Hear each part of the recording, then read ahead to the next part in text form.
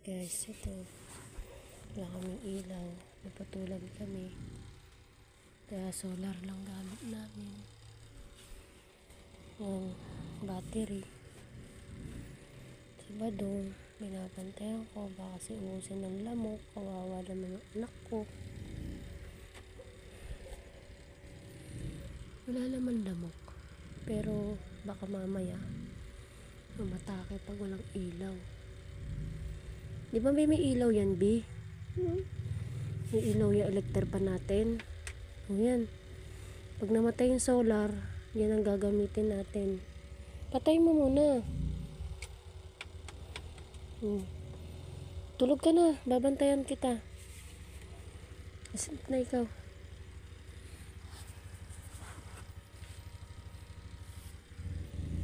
Baka mong choice. Hindi nag-antay. Ma, O, bili ma. gabi na. Tulog na tayo.